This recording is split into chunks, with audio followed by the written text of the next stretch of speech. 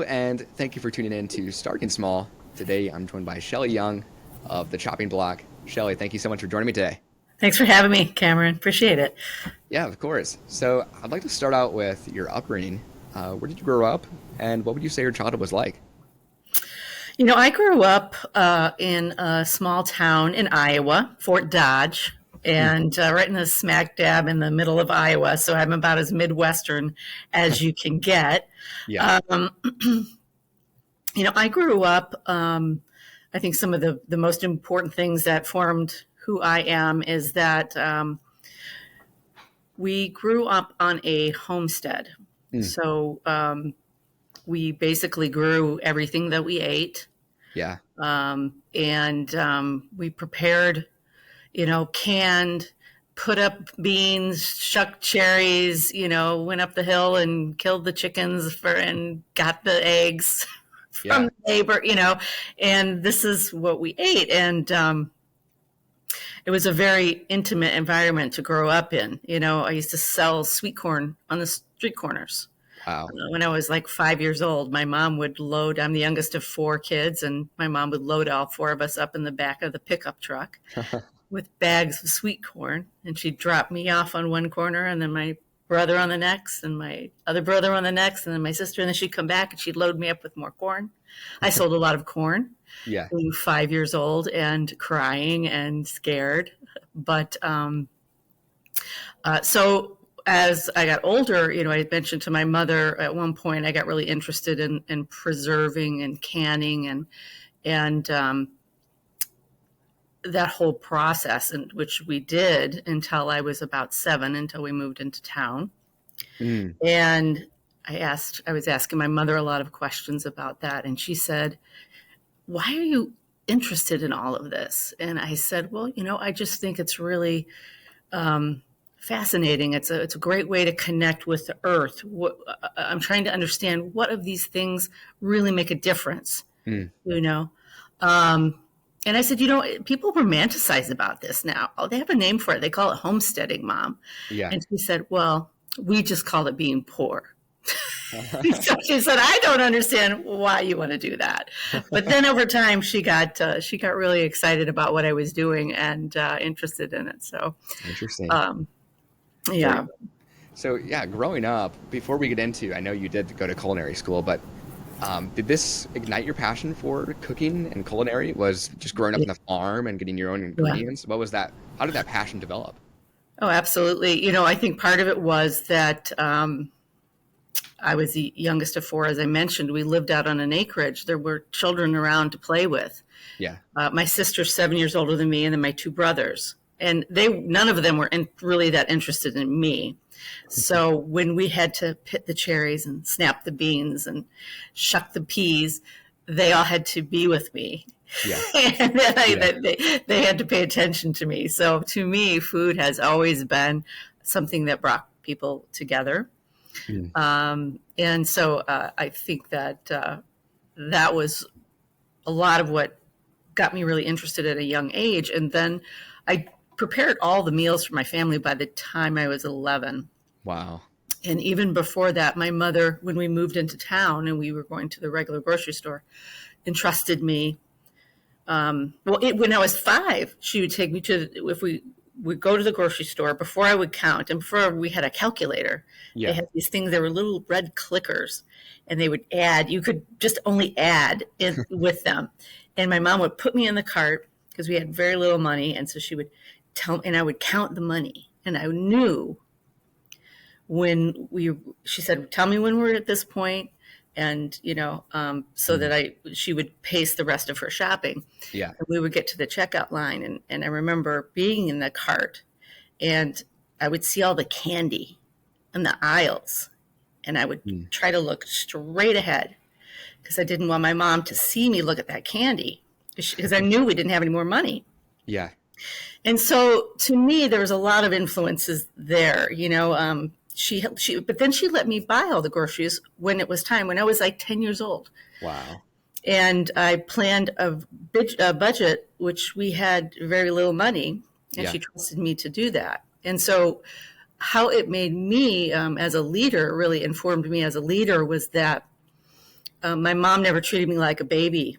She treated me like a vital person in the organization of our home. Yeah. And I treat people like that, and I like to, be that. But it really was a very empowering way to grow up. You Yeah. know, Yeah, definitely. As you entered like your teen years, how did work look like for you? So I mean, you developed strong work ethic early, but pre-college and high school, what did that look like for you? well, we all had to start working when we were 11. Yeah. And so, Wow. and I think Iowa child labor laws were a little bit lax, Yeah. but we would do, I had two paper routes, one Okay. in the morning and one after school. And then we would detassel corn in the summer to buy clothing and whatever. My mom, they provided our basic needs, but anything above that, then we had to buy that. And we Yeah. knew exactly, mother was really clear about what we was provided and what wasn't. And so that you knew, and then you would work. And then I started working in restaurants when I was 14. Mm. So, I've been working for a long time. Yeah. Yeah. Incredible. So I saw you then eventually went on to the Iowa Culinary Institute. I did. What led you to go that route? What was the traditional route at that time for like some of your peers, and what were they doing, and what led you to go this route? So when I was 11, Yeah. one of the things that, like my perspective on the life is a very long range. Mm. I have I don't know if it's just a strategic mind, or I think very long term, and I have a vision for things. And so when I was 11, I was deciding what career I was going to have. Mm. And so I really wanted to be an artist, but I didn't like the idea of doing what people wanted me to do, to be an artist. And it seemed I couldn't figure out how you could make money or a living. Yeah. So I didn't want to do that. And then I wanted to be an interior designer, Okay. but I was in Fort Dodge, Iowa. I didn't really know what that was, or I'd never seen anything that had been interior designed. It was so foreign to me. I think I didn't really understand that. But cooking, people love Mm. when you cook for them. It's, Yeah. it's a really great career, to be able to make people happy over and over and over again. Yeah. So I decided I would cook, and then I would have become an entrepreneur. And then when I was in my mid 40s, then I'd have a successful business, and then I could start making art. I'd live in the country and I'd start making my own art. Mm. And, which is almost exactly what has happened, because Yeah. now I live in Michigan in the country and built a whole studio. Wow. And my wife is an artist, and our life Yeah. is full of creative art Wow. projects and things like that. So it's really, really kind of neat. But Wow. that was kind of the trajectory. But when I picked school, Yeah. I had already worked in the industry for quite a few years, and there weren't a lot of cooking schools then. This was not a cool thing to do, be Yeah. a chef at the time. It was people who didn't really cope with society very well would go work in the kitchen, when I Yeah. was starting out. But the Iowa Culinary Institute, I was the second year of that program. That program had just opened, so I was very thankful for it, because at the time I got a $500 scholarship from my high school Mm. for culinary school, Okay. and this program was $6,000.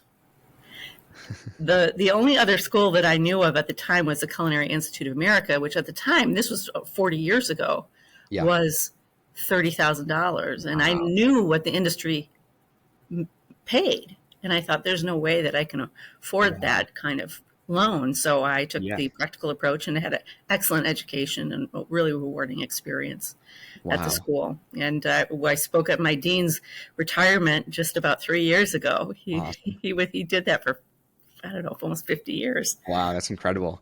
Yeah. Yeah. So looking at graduation, I know chopping block comes really pretty early in your career, but looking at right at graduation, what did that look like for you? That next step in your journey? Did you go to a restaurant? What was that? Well, since I had started working in restaurants when I was 14, I'd already been in the industry Yeah. 17 years before I opened the chopping block, Wow. working in restaurants in different capacities. Yeah. But I got a job. I had a few different jobs, in Iowa, where I was from. Mhm. Ended up moving to San Diego, There, wanted to work both. I wanted to work for a larger corporation to get some experience with more of a corporate restaurant environment. And then I worked at some smaller restaurants as well and got to have a taste of California living, which was fantastic. Yeah. And it's a very long story how to end up in Chicago, but I did, and opened the chopping block while I had 2 full-time jobs. Wow. So I was a full-time private chef and a full-time chef as a restaurant chef. And I did that mostly because I just I was drawn to the whatever it was that I was doing, and I couldn't say no. Wasn't working 2 jobs out of necessity. Yeah. And I was trying to get my parents to open an antique store in Chicago. They had one in Iowa, and I was looking for a location for them, and they kept telling me they weren't interested. I couldn't believe it. So I found a location, started negotiating the lease.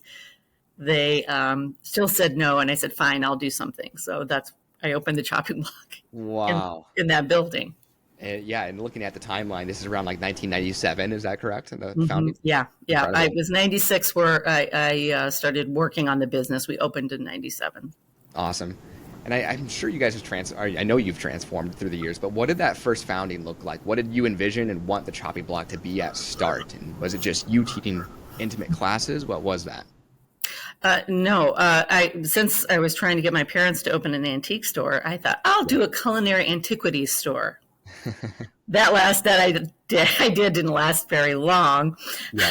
It was a particularly lucrative idea, but I ultimately did have antiques when we started, and we had the classes, and I added the classes before we ever opened. I thought that would be a really interesting idea, and instantly those took off. We hired a publicist right out of the gate, which is a really smart move. Our business has always been very primed for publicity. So we've done very little advertising over the year, mostly really a lot of marketing and PR. And that's been very successful because we have a lot of stories to tell. Yeah.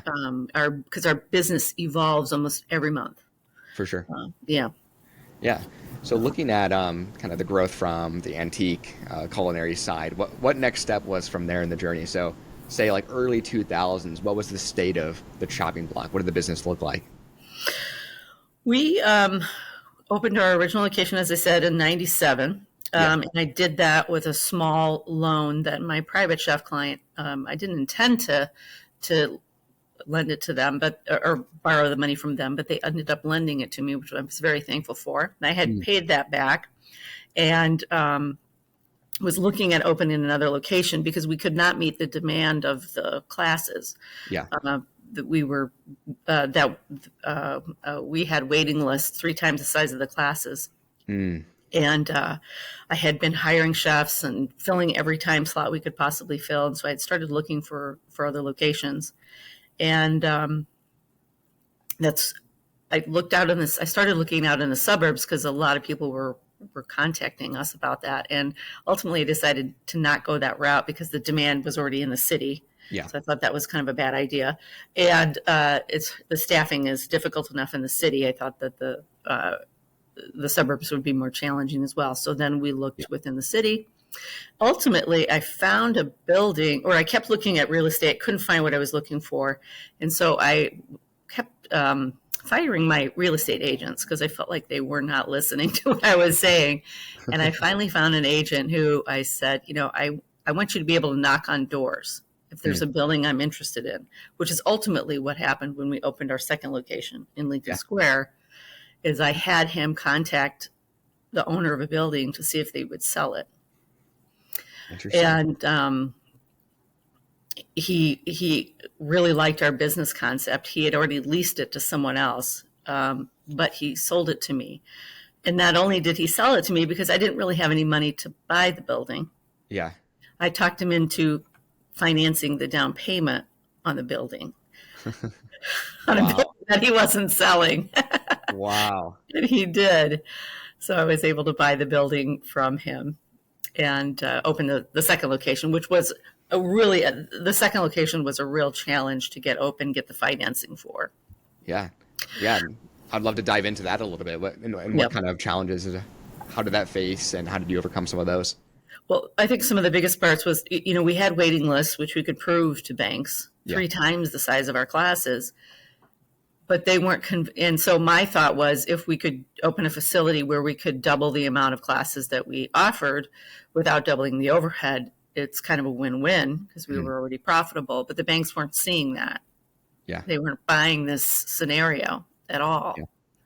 And so we were going through bank after bank after bank. And finally, someone suggested I talk to the Women's Business Administration in Chicago, which I did. And they said, talk to this lender, which was at the time South Shore Bank. They said, they're innovative. I think they have an appetite for what you're doing. And ultimately, they financed the deal. Amazing. Then building out that location was a whole set of challenges because we had a crooked building inspector who would not sign off on the work. I wanted a bribe, and I wouldn't give it to him. And so I was fighting with him for about 6 months, and he kept throwing up obstacles, and I kept going around him and solving those issues. And but it made our time overrun really extend, and so I was running out of money. So by the time we got open, by the time we finally got signed off, it took us 9 months to have them sign off on our rough-in. Wow. We went from 9 months of sitting there to being open in 1 month. We had no floors, we had no drywall, we had no insulation. All we had was the electrical, the plumbing, and everything. We went from that to being open in 30 days. Wow. Building out all the kitchens, all the walls, all the floor, and that required, just staying overnight. I put the insulation in myself. It's incredible. Everything we could do, we did, and it was fantastic. Wow. Yeah. So launching, say, like the chopping block from scratch like this, you just finished the building. What does that build out look like to be able to then host a class? I mean, you're sourcing ingredients. What was that for you? Well, the sourcing of the classes, every expansion, came with a whole set of issues because this that we had before, it didn't work in the next. Yeah. But that particular location, what we did was we had built too big of a staff, too big of a compensation structure, and all of those things, thinking all the business would come in double. Well, it didn't work that way. So when we opened, we were not meeting our numbers. And the business started to decline in our original location a little bit. So we were really strapped for cash at that time. And so it affected all of the decisions that we were making. And I didn't have a good cash flow management system at the time. That was really my biggest lesson at that time. Yeah. Was really learning how to manage the cash flow. And so I had employees. What I did is I went to the employees and I asked for their help and their ideas. And I've always been very open book, and I very much engage the employees in solutions. And I went to them and I said, what can we do? This is a situation we're in. They came back and they all proposed different compensation changes to their own salaries. Wow. To their own duties and structures. And we were able to solve that situation together. That's amazing. I mean, that's a huge, loyal founding team you kind of had there. And I'm curious, like today, like how has that built your culture? I mean, that's an amazing staff you had at that time. Are some of them remaining? Yeah, there are. Yeah. One of them worked with me for 17 years. She left about in 2019, the end of 2019. But 2 of the employees are still here. At this point, who helped to solve that problem. Yeah. Incredible. Yeah, looking at like the chopping blocks prime demographic of like people who come in, or what do you see that being, especially starting from the front in early 2000s, late 90s, and has that shifted at all? Like your primary customer, what does that look like? I would say so. Yeah. Our original location was in Lincoln Park. Yeah. And our demographic at that point was mostly mid 20s to mid 30s. Young women, okay, married, living in Lincoln Park. Yeah. About 50% of our business was that, I would say. Yeah. But we were drawing from out of state, even at that point. Mm. People were driving a lot because not a lot of people have a business like ours. Yeah. So the people do travel to come. Then when we opened our second location, it shifted because we were tapping into a new neighborhood. So we definitely tapped into the new neighborhood. And these Yeah. were more young professionals. Mm. And when we opened our third location in the Merchandise Mart, by the time we were hitting 2020, our demographic was mostly 40 to 55-year-old professionals that are taking the classes, and very little mid 20s to mid 30s. Interesting. And of course, part of that is that we had a lot of corporate entertaining that our Yeah. business grew into at the Merchandise Mart. That was the biggest part of our business, was corporate entertaining, corporate private events. Yeah, for sure. You mentioned the pandemic there. I would love to get into kind of that shift and, I mean, culinary, hands-on experience. People are at home. What did that play in the Chopping Blocks business? I know you guys went virtual as well. So what did that 2020 period transition look like for you? Well, I just want to backtrack a little bit because I have to put in the Merchandise Mart just a smidge, Yep. So so in gosh, I can't even remember what year it was. We moved the Merchandise Mart location was open for 17 years, so we closed it about a year ago. Okay. But when we opened that one, we moved the Lincoln Park location to the Merchandise Mart and closed the Lincoln Park location. So we just had those two locations at that time. Got it. And the Merchandise Mart was, a big facility, grew our business to the busiest recreational school in the country. Mm. We did 400 to 500 classes and events a month. Wow. Between the two locations. So it was really, but a big part of the Merchandise Mart was corporate events. So that's, we don't do bridal showers and birthday parties and things like that. It's not really not that we didn't want to, it just doesn't work. It's just not who came to us. Corporate clients are really who our corporate was. So when the pandemic hit, the two locations, Lincoln Square and the Merchandise Mart, were affected very differently. Mm. Because the corporate events were gone completely. Yeah. And even when the event business in the country started coming back, it wasn't corporate event business. It was like people had waited for years to get married. They were getting married. But, people were not in their offices. They were not coming back. So that business was gone. So we closed the Merchandise Mart it was a year and a half that it was really basically closed. Mm. Entirely. Lincoln Square was doing, it started doing virtual programming. So we started doing virtual programming out of that location, and I would shoot out of my facility in Michigan where I live. Mm-hmm. And I had another chef who was filming. She would shoot out of her home, so that we could all be separate. Yeah. And do programming. And so we all learned a lot, and we were able to keep everyone who wanted to be employed, we were able to keep employed during the pandemic. Yeah, and how was that? Were they doing virtual sessions as well, or what did that look like? Yeah, we created pods. So kind of coincidentally, one of our chefs, her husband is also a chef.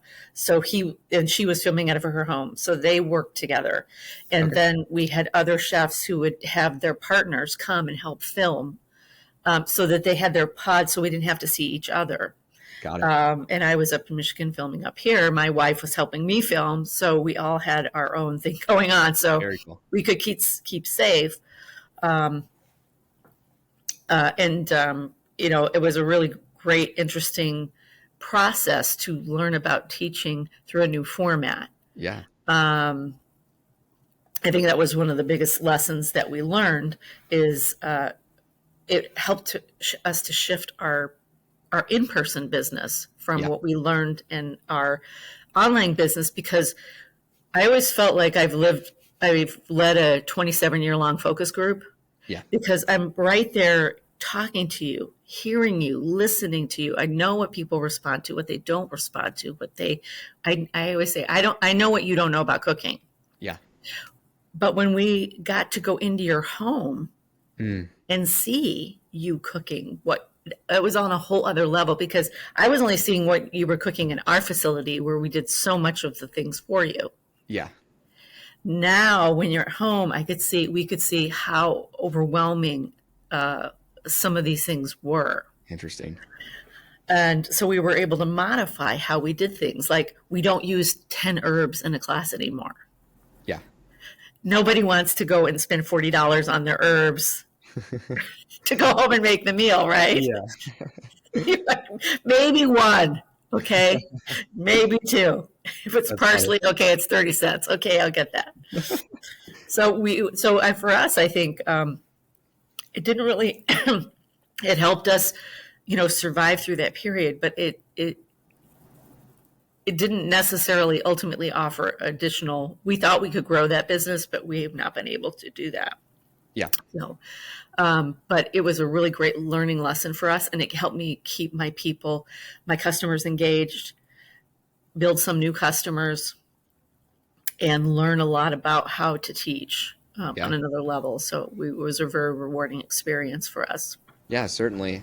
I feel like an important aspect of the chopping block is your staff and kind of like the culture. Really, like for a listener out there, if you're attending the chopping block, the experience starts with the chef who's walking you through the meal that you're going to make. So from your point of view, especially kind of in the journey, what do you look for in your staff and chefs that you bring on? Because they're a part of the entire experience for the customer. It's been the biggest hurdle to growth for our business. Mm-hmm. You just can't find the kind of talent that you need to do this very easily, which is someone who, as a chef, chefs are notoriously egotistical. Yeah. And, to teach, you have to really care about what it is. Why are you here, Cameron? What do you want to learn? Yeah. How do you learn? It's not about what I know as much as it is about how do I deliver it to you so that you can receive it and get what it is that you came here to get. Yeah. And that's somewhat has a humility to it. So I've always had, I have a lot of confidence in certainly in a person who has some ego, but I have a lot of humility too. And I think that's essential in what we do. So finding chefs who are presentable, articulate, entertaining, and have an in-depth knowledge, because people are generally asking you a million questions about nothing to do with what you're doing. Yeah. And then to organize, people all cooking who don't know what the heck they're doing, it's hard to find that person. So, but we don't skimp, and I never have. We have had different hiring strategies in the past, and some have been successful. For a while, we were hiring kind of high-end chefs with really pedigree backgrounds, and that didn't work very well. Yeah. Not that you can't have that and be a great instructor as well, but For sure. They tended to be a little bit more like, I remember one of them said, "Oh, all you need is a cast iron skillet and a chef's knife. You can cook anything." And I'm like, you're you might not be really talking to the person that you're talking to. You're not relating to them. I mean, no, some tools are helpful in the kitchen. But, I've always been an employee-driven entrepreneur, because to me, when you have, especially front-facing business like ours, when you have happy employees, you treat them well, then the customers will want to be around them. Yeah. You can't skip on that, and I want to be happy at work. I want to have an environment in which the people that I work with are happy to be there. Certainly. Looking at classes in person today, so if I were to go on the website, book a class, I know you guys do various menus, so you can go on there and customize them based off what you like to cook. How do you manage ingredients and inventory? What does the sourcing look like for Chopping Block today? It's that is not it is takes a skill, but it's not a very sexy part of our job. Yeah. It's really how many cucumbers do I need today, and I order. We order them from our traditional vendors. You have fish vendors, purveyors, dry good purveyors, Mhm. um, and we just calculate. Our recipe. Our business is interesting, and it is one of the advantages. I always think in business, when you're in the restaurant industry or food business, Yeah. there's a relatively simple model that restaurants use. Well, a lot of restaurateurs don't actually know that this is the model, but it is, which is that overhead is about 30%. Mm. If you bring in a dollar, labor is about 30%, and food cost is about 30%. If Mm. you are doing exceptional, which hardly anybody does, those are Yeah. very hard numbers to hit. Yeah. That only leaves you 10%. Mm. 50% is going to taxes. Yeah. And then you're left, on the best case scenario, you're left with 5 cents on the dollar. Yeah. And that's again, hardly anybody hits that. It's a tough thing to hit. Wow. But our business, one of the nice things is that our food costs we can control, because I know how many people are in the class. I know exactly how many steaks I need tonight. Mm. I know exactly how many heads of broccoli I need tonight. Yeah. So we don't have the waste that a restaurant has. Mm. So it helps us control our margins a little Yeah. bit better than a restaurant has an opportunity to do. And it allows us to spend more money on our staff, which Yeah. we do. Certainly. Looking into potential opportunities for the chopping block, what is, I don't know if you have like a plan in like next 5 years, maybe even next 10 years, like what would that picture look like? A more expansion in another store? I know you can touch on retail too, because that's a huge part of what you guys do. Yeah, well, our retail is really a smaller part of our business at this point in time. Yeah. Alcohol, wine, and spirits are really a big part of our business, and that programming classes are also a big part of our business, which we love. Mm. And I'm not sure if you're aware in Cameron or not, but I sold the location to our executive chef this last year. Okay. I No, I still, actually didn't. yeah, I still own the brand, Yeah. and I still own the building. But Lisa Counts, our executive chef, she runs the day to day of that location, and part of that stemmed from, which is an important point. Yeah. I When we expanded, I had built this facility in Michigan where I live Hmm. to build an online business Yeah. and to get out of the day to day, so that I'd been working for years to try to make sure that I was not involved in the day to day of the business so that I could grow the business. Yeah. And when the pandemic happened, and then we lost our lease at the merchandise mart, and we're down to the one location, Mm. it just didn't make sense with the scope of that business for me. And I was not going to move back to Chicago Yeah. because nothing about that really worked for my life. And so, and you have probably met Lisa. I think you've taken a class Yeah. or met Yeah. her. What a dynamo she is. Yeah. She's really fantastic. So I wanted her to stay and be the next generation of the chopping block. So for me, my part in it is really, what do I do with the brand? Mm. Which is a very interesting place. So I licensed the name back to Lisa. Yeah. And, so my intention right now is to do some different things. So I'm starting to doing some executive chef consulting up in Michigan where I live. Mm. But eventually Lisa and I hope to collaborate on other projects. And I may do some solo projects, but it would be, more of taking our brand and doing books or educational or online types of programming. But taking what we've learned and documenting that and getting that Mm. out in different formats is really where I think we're heading. Yeah. Lisa may want to, which she has the right to do, open other locations in the Chicagoland area. Mm. But I don't foresee myself opening a location up in this area at Yeah. this time. Yeah. Yeah. For sure.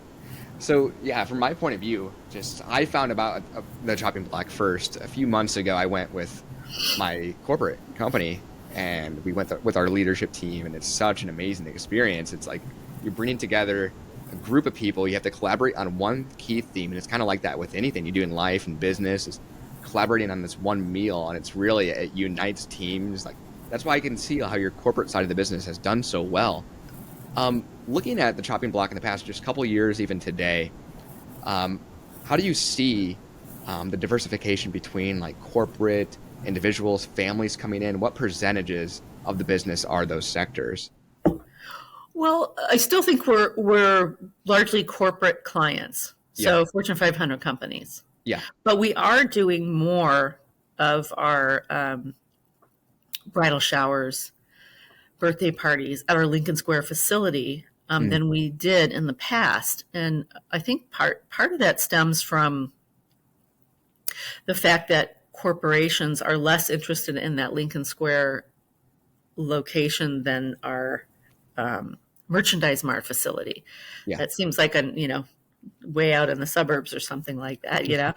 But so we have more bandwidth to do those things, and we have a smaller footprint. yeah, So that suits itself really well to those kinds of clients. certainly. So I'm not sure the exact percentage of that, but we're Yeah, definitely seeing growth in that area. yeah, for sure. Well, I do like to wrap up each episode with this. I mean, such an amazing journey, 1997 launch. If you can share one piece of advice with an aspiring entrepreneur, maybe something you've learned or regret along the way, what would you say that would be? You know, um,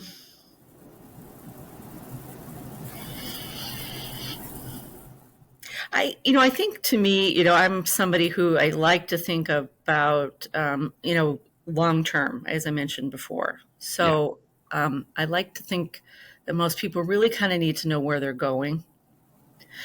Um, how do you connect your personal life with your business Mm, and bridge them? Because I know it took me a long time to figure out how do I satisfy my own personal desires and needs as a person yeah.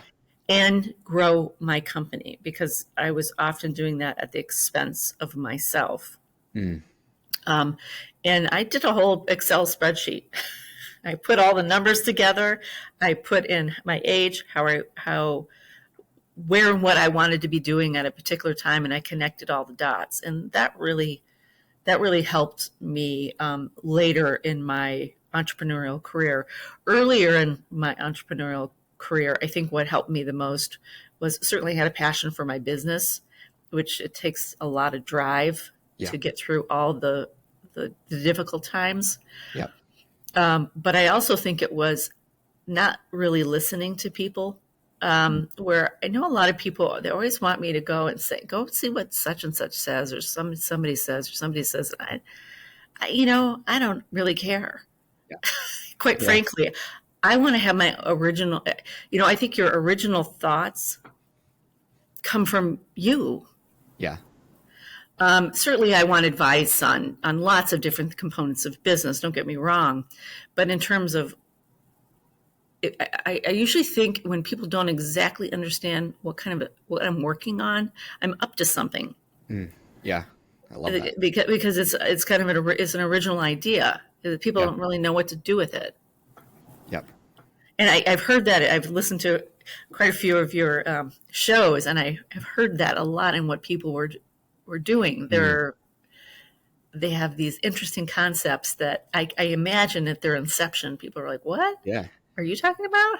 I've never heard of that. So true. It's a silly thing to think about, but I cannot tell you how many years people just had no idea what you were talking about when you said a recreational cooking Yeah. class. Yeah, They for sure. still don't know entirely, but they just can't wrap their head around what that could be. For sure. For sure. Well, that's amazing. Shelley, thank you so much for joining me today. And to the listeners out there, make sure to check out the chopping block at thechoppingblock.com. And then also, just from my own experience, just a personal endorsement. You guys, if you can go to one of their locations, such an incredible experience. So, Shelley, again, thank you so much. Thank you.